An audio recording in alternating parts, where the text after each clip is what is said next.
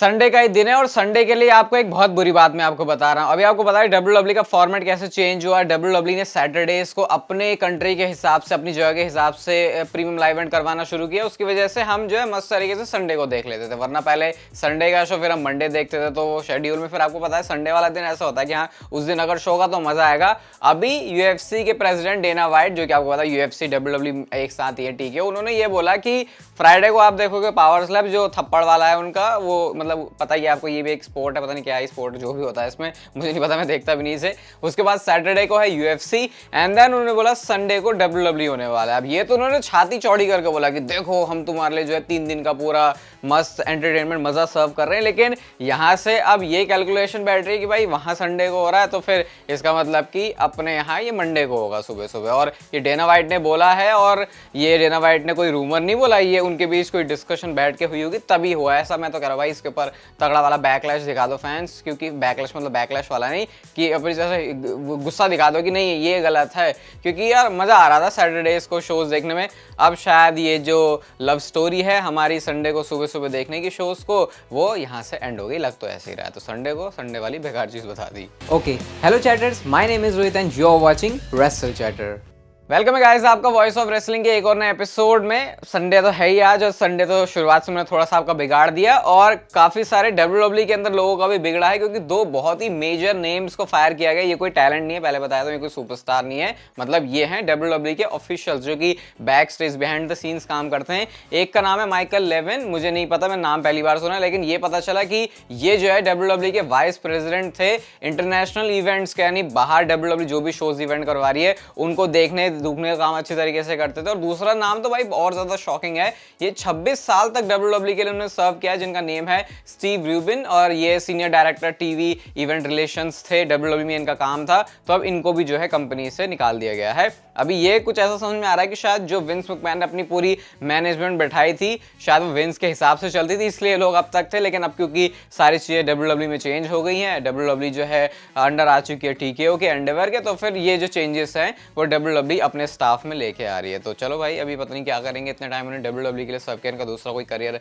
Opportunity है भी या नहीं मुझे नहीं पता, बट जो भी है अच्छी जॉब सब कुछ कर ले, और हर किसी घर पे जो रोटी पानी है वो चलते रहना चाहिए। लोगन पॉल के बारे में बात करते हैं यार, तो ये वाला सिर्फ मैं आपको ट्वीट दिखाऊंगा और थोड़ी सी जलन रख सकते हैं बाकी सुपरस्टार्स इस चीज से, क्योंकि उन्होंने अपने डब्ल्यूडब्ल्यूई के करियर में से 12 मैचेस करे हैं, और वो अब अपने दूसरे डब्ल्यूडब्ल्यूई वर्ल्ड चैंपियनशिप मैच की तरफ भी बढ़ रहे हैं। एक आपको पता उनको क्राउन जूल में हुआ था रोमन रेंस के साथ, और अब उनको कोडी रोड्स के सामने मिल रहा है, और ये भी सऊदी अरब के शो में ही हो रहा है। तो डब्ल्यूडब्ल्यूई में मतलब सुपरस्टार्स को बोलते हैं रॉकेट पुश, ये शायद मैं बोलूंगा उससे भी कुछ बड़ा, क्योंकि यूएस चैंपियनशिप भी तो उन्हीं के पास है। और अब हम बात करते हैं उस कंफ्यूजन के बारे में जिसको मैं आपको फाइनली अच्छे से क्लियर करके बता सकता हूं कि क्या माजरा चल रहा है। तो कल वाली वीडियो में स्मैकडाउन के रिव्यू में मैंने आपको बताया कि थोड़ा कंफ्यूजन सा लग रहा है कि ये चैंपियनशिप ऑन द लाइन होगी दोनों या फिर नहीं, क्या विनर टेक ऑल वाला मैच होगा या नहीं, क्योंकि अगर होता डब्ल्यूडब्ल्यूई इसको बिल्कुल ऐसे बड़े बड़े करके बता रही होती, हेडलाइन कर रही होती। लेकिन फिलहाल कोडी रोड्स का ट्वीट आई थिंक इनफ है हमको बताने के लिए। वो यहाँ पे ये जो ग्राफिक डब्ल्यूडब्ल्यूई ने पोस्ट किया उसी को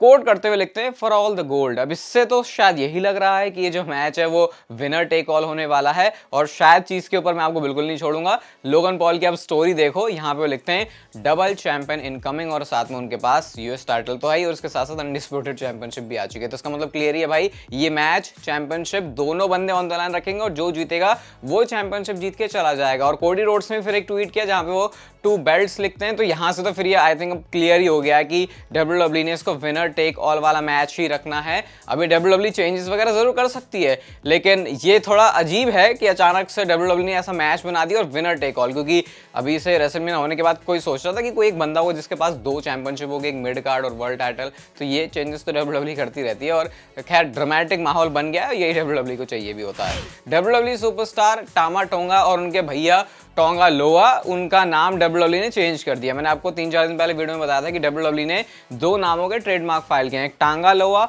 और एक टोंगा लोआ। मैंने आपसे बोला भी था या तो नाम चेंज हो जाएगा इनका, या फिर हो सकता है कि ये टामा टोंगा को भी नाम दे दे टामा टोंगा से हटा के, लेकिन डब्ल्यूडब्ल्यूई ने टांगा लोआ का नेम अब टोंगा लोआ कर दिया। यार ये भी इतना कंफ्यूजिंग लग रहा है मुझे। सिंपल सा है, जो टामा टोंगा का लास्ट नेम है वो टोंगा लोआ का फर्स्ट नेम है, तो टोंगा टोंगा दोनों है, लेकिन एक के नाम में बाद में आता है और एक के नाम में पहले आता है। बस मैंने आपको बता दिया, इससे ज़्यादा मैं ठोंगा ठोंगा नहीं करूँगा, वरना मेरे जो शब्द है वो सही से बाहर नहीं निकलेंगे। नेक्स्ट हम बात करते हैं WWE के अंदर क्या एक नई चैंपियनशिप आने वाली है। तो इस समय आइडिया ये है कि यूरोपियन क्राउड में WWE, यूरोपियन मार्केट में WWE लेके अपने आप को एक्सपैंड और कर रही है, तो WWE यहाँ बिजनेस बना रही है, तो इसकी वजह से वो एक चैंपियनशिप लेके आ सकते हैं, यूरोपियन टाइटल करके WWE इसको लेके आ सकते हैं कि हाँ भाई एक बंदा है जो कि वहां के लोगों को भी रिप्रेजेंट कर रहा है। ये आप कुछ सिमिलर कह सकते हो, जैसे NXT UK वाला सीन था, अब उसको तुमने खैर कर दिया इधर उधर, लेकिन यूरोपियन चैंपियनशिप, यूरोपियन चैंपियन ऐसा शायद कुछ WWE लेके आ सकती है। अभी ये नहीं पता इसके ऊपर कितना काम चल गया है या फिर और कितना होना है, लेकिन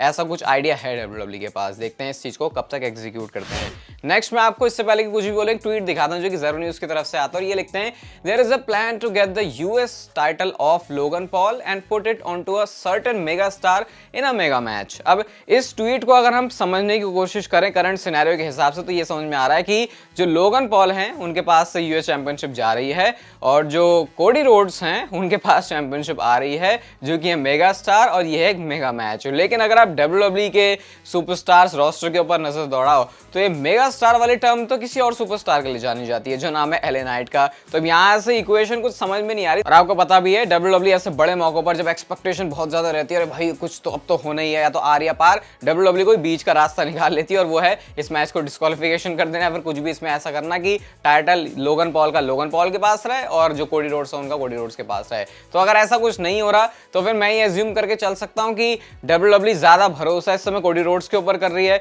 और उनके पास से तो शायद टाइटल नहीं जा रहा। तो अगर विनर टेक ऑल हो रहा है, तो फिर शायद कोडी रोड्स के पास दोनों टाइटल आ रहे हैं। लेकिन फिर यहाँ पर जो बातें वो शायद LA नाइट के बारे में भी इशारा कर रही हैं, तो कह सकता हूँ कि कंफ्यूजिंग तो है चीजें यहाँ पे, और आई थिंक यही इसीलिए मजा आता है WWE को देखने में, जब चीजें अनप्रेडिक्टेबल हो जाती है, क्योंकि इस पॉइंट पे अब WWE क्या नेक्स्ट करने वाली LA नाइट के साथ वो भी किसी को नहीं पता। और आपको पता ही होगा बहुत पहले से WWE कहीं ना कहीं इस बात को टीज कर रही थी, हमको स्टोर लाइन में, फिर उनकी बातों से पता भी चल रहा था कि लोगन पॉल और LA नाइट का मैच होगा, और शायद ये रेसलमेनिया में भी हो सकता था मैच, और US चैंपियनशिप के लिए हो सकता है, और शायद LA नाइट वहां पे जीत सकते हैं, लेकिन वो चीज WWE ने करी नहीं। बट अब US टाइटल लेके अपना कोडी रोड्स के अगेंस्ट जा रहे हैं लोगन पॉल। तो यहाँ पे जो सिनेरियो है वो काफी आप समझ रहे हो कि कितना कॉम्प्लिकेटेड सा हो गया है। लेट्स सी इसमें LA नाइट के लिए क्या बढ़िया चीज निकलती है। बट LA नाइट के बारे में बात चल रही है, तो आपको एक जरा शॉकिंग चीज बताता हूँ, मतलब अजीब है, शॉकिंग बोलूं इसे वियर्ड बोलूं, WWE ने king and queen of the ring, ये जो टूर्नामेंट चल रहा है, इसका जो किंग ऑफ द रिंग का मैच है उसको लाइव इवेंट के अंदर ही कर दिया, और इस लाइव इवेंट में सांतोस एस्कोबार को हरा के जो LA नाइट है उन्होंने एडवांस कर लिया आगे टूर्नामेंट के अंदर। तो ये फैंस खुश नहीं हुआ LA नाइट के इस मैच से,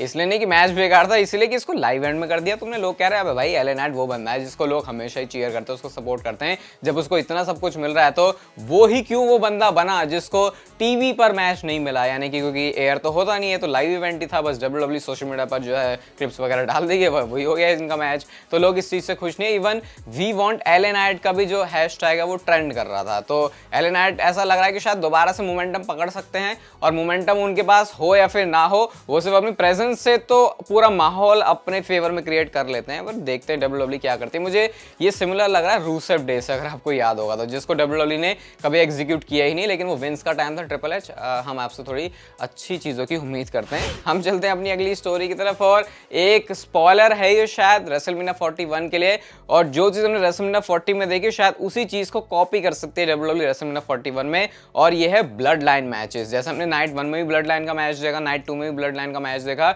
यही सिमिलर चीज WWE रेसलमेनिया 41 में भी कर सकती है। इसके चांसेस पूरे हैं, और आई थिंक ये गिव अवे ही हो रहा है एक तरीके से कि अगर रॉक इन्वॉल्व हुए, रोमन रेंस इन्वॉल्व हुए, ब्लड लाइन का पूरा खानदान आ गया, तो इन सबको बुक तो करना ही पड़ेगा। बट अभी जैसे हमने देखा कि पहले मैच की इंप्लीकेशन दूसरे मैच के ऊपर थी कि अगर ये जो कोडी रोड्स और सेथ रॉलिंस अगर मैच जीत जाते, तो फिर कोडी रोड्स का मैच ब्लड लाइन रूल्स वाला ना होता, बट वो रोमन एंड रॉक जीते तो उसका असर पड़ा था दूसरे मैच के ऊपर। तो शायद यही कुछ सिमिलर चीज करने वाली है। बस इतना है कि अगर रॉक रेसलमेनिया 41 में अपीयर हो रहे हैं, तो मेरे ख्याल से फिर तो सब मामला ब्लॉकबस्टर ही है, क्योंकि ये नहीं कि रॉक कोई बहुत ही तगड़ी चीज कर जाते हैं, ये इसका मतलब है कि अगर रॉक उसमें इन्वेस्टेड हैं, तो ये दिमाग पूरा लड़ाएंगे, और खुद तो लड़ाएंगे, साथ में WWE के सारे लोगों का भी दिमाग उसमें घुसेड़वाएंगे। तो उसकी वजह से जो स्टोरी है वो मस्त हो जाती है, और इसका प्राइम एग्जांपल, मतलब इसका अभी प्राइम एग्जांपल क्या है, इसका ओनली बेस्ट ग्रेटेस्ट एग्जांपल है इस साल की greatest WrestleMania of all time. Next हम बात करते हैं रोमन रेंस के बारे में। तो रोमन रेंस के कैरेक्टर के बारे में, जैसे कि अभी ने देखा वो ट्राइबल चीफ से नेगेटिव हील वाला कैरेक्टर उन्होंने प्ले किया था। अब ऐसी स्पेकुलेशन बहुत ज्यादा एज्यूम किया जा रहा है कि रोमन रेंस का जो कैरेक्टर है वो बेबी फेस वाला होगा। अब होगा तो बेबी फेस ही, लेकिन शायद उसमें एक ट्विस्ट है, और ट्विस्ट कुछ ऐसा है कि रोमन रेंस जब वापस अपना रिटर्न करेंगे तो ऐसा कुछ नहीं होगा कि वो बेबी फेस अपने आप को प्रिटेंड कर रहे हैं। जैसे कुछ सुपरस्टार्स होते हैं जो दिखाते ही खुद को बेबी फेस है कि भाई देखो हम बेबी फेस हैं। मैं इसको बोल सकता हूँ, कोडी रोड्स वो सुपरस्टार हैं जो बहुत अच्छी बातें कर रहे होते हैं, लेकिन सुपरस्टार्स ऐसे भी होते हैं जो सिर्फ अपना काम कर रहे होते हैं एंड बाकी उनको रिएक्शन क्या मिल रहा है वो चीजें उनको डिसाइड करती है कि वो हील है या फिर बेबी फेस। वही सिमिलर चीज रोमन रेंस के साथ भी ऐसा होने वाला है कि वो आएंगे अपने सिर्फ ब्लड लाइन की स्टोरी में। ऐसा कुछ नहीं है कि वो अपने आप को दिखाएंगे कि भाई देखो बेबी फेस हैं। क्या मैं इसको थोड़ा सीएम पंक के कैरेक्टर जैसा बोल सकता हूँ? नहीं, सीएम पंक का भी नहीं यार, सीएम पंक भी फिर भी फैंस के बीच में जाके ऐसे उनकी तारीफ है वो सब करते हैं, बट शायद ये चीज रोमन रेंस के कैरेक्टर के साथ नहीं होने वाली। उनको ब्लड लाइन की स्टोरी लाइन में साइड ही ऐसे मिलेगी कि वो ऑटोमेटिकली एक बेबी फेस सुपरस्टार होंगे। और वी वांट रोमन तो चल ही रहा है, तो ऐसा हो ही नहीं सकता कि रोमन रेंस वापस आ रहे तो उनको किसी भी तरीके से डब्ल्यूडब्ल्यूई हील वाली पोजीशन में डाले, क्योंकि वो चीज वर्क करने नहीं वाली। सोचो कैसे उल्टा हो गया, एक टाइम पर बेबी फेस बनाने के चक्कर में हील वाला रिएक्शन मिलता था, अब अगर हील भी बना देंगे तो रिएक्शन फिर भी बेबी फेस वाला मिलेगा। तो ये रोमन रेंस का कैरेक्टर देखने में बड़ा इंटरेस्टिंग होगा जब वो वापस आते हैं, क्योंकि अभी तो आपको पता है उनके रिटर्न का कितना बेसब्री से सारे फैंस को इंतजार हो ही रहा है। कोडी रोड्स के बारे में बात करते हैं भाई, तो कोडी रोड्स ने एक ऐसा काम कर दिया है जो कि फिलहाल तो और कोई भी रेसलर, कोई भी सुपरस्टार ने डब्ल्यूडब्ल्यूई में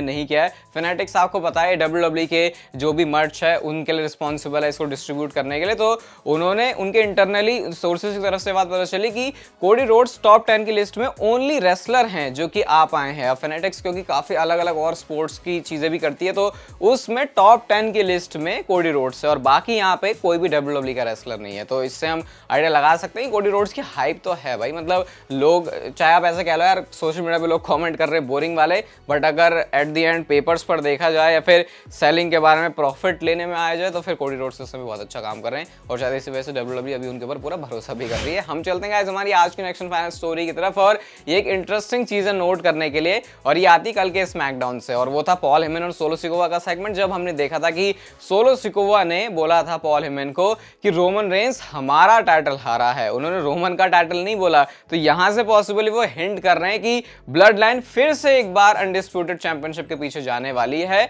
और शायद हो सकता है क्योंकि सोलो सिकोवा अपने आप को ट्राइबल चीफ ही मान बैठे हैं, उन्होंने बोला कि वो ऑर्डर पर चल रहे हैं रोमन रेंस के, लेकिन इंचार्ज में भी वही है, तो शायद हो सकता है कि वो चैंपियनशिप को भी चेज करते हुए दिखाई दें। अभी फिलहाल सिनेरियो में ऐसा लग तो नहीं रहा, लेकिन अगर उस टाइटल को रोमन का टाइटल ना बोल के हमारा टाइटल बोला गया है तो भाई ये चीज हम ऐसे इग्नोर नहीं की जा सकती कि ब्लड लाइन उसको अपना टाइटल मान रही है, और ब्लड लाइन का नेता इस समय सोलो सिकोवा, तो शायद वो चैंपियनशिप के पीछे भी भाग सकता है। देखते हैं क्या वो रोमन रेंस के आने के बाद होगा या फिर उससे पहले होगा। जब भी होगा ब्लड लाइन की स्टोरी लाइन तो भाई हर वीक बाय वीक हम कह सकते हैं, हमको लगता है हम इसको प्रेडिक्ट कर सकते हैं, लेकिन इसको प्रेडिक्ट करना मुश्किल ही नहीं नामुमकिन है। ये वीडियो आपके लिए लाइक करना बिल्कुल ही मुश्किल नामुमकिन नहीं है, तो भाई लाइक जरूर कर देना, चैनल को सब्सक्राइब कर दो ऐसी और वीडियोस के लिए, और तब तक फिर लेते रहो जिंदगी के मजे।